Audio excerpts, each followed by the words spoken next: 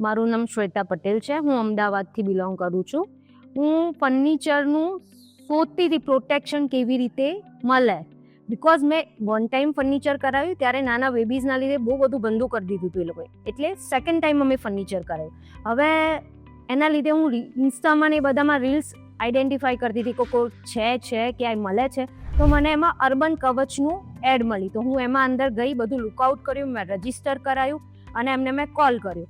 એટલે એ લોકો મારા ઘરે આવ્યા અને મને પૂછ્યું કે તમારે કઈ ટાઈપનું પ્રોટેક્શન જોઈએ છે. એમાં એ લોકોના 2 ટાઈપ હોય છે, ગ્લોસી અને મેટ. તો મારે ગ્લોસી જોઈતું હતું. તો મેં પર્ટિક્યુલરલી ડાઇનિંગ ટેબલને પહેલાં એમને કીધું કે પહેલાં તમે મને ડાઇનિંગ ટેબલને કરો, બિકોઝ ડાઇનિંગ ટેબલ મારું વ્હાઇટ કલરનું છે અને અત્યારના એમાં લાઇટ કલર વધારે ટ્રેન્ડિંગમાં છે, એટલે મારું ઘરનું બધું ફર્નિચર લાઇટ કલરમાં છે. કારણ કે ડાઇનિંગ ટેબલમાં બી ડાઘ ને બધું પડી જાય એટલે ગંદુ થઈ જાય તો ખરાબ લાગે, એક ડાઘ ને એના લીધે થઈને.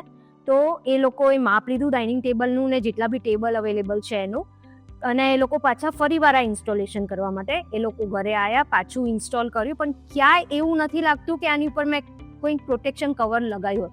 એવું લાગે છે જાણે આ ફર્નિચર એઝ ઇટ ઇઝ છે, જે પણ હોય તમારા ઘરે સનમાઇકા હોય, વોટ એવર જે હોય, અને ક્યાંય બી બબલ બી એવું ફીલ ના થાય કે બબલ કે એના લીધે થઈને. એટલે તમે બી જો અર્બન કવચમાં રજીસ્ટર થાવ અને લુકઆઉટ કરો, ઘરે આવીને એમને બોલાવો. એ લોકો બહુ સારો રિસ્પોન્સ આપે છે અને મેં તો પર્સનલી એક્સપિરિયન્સ કરી ચૂક્યા છે. Thank you.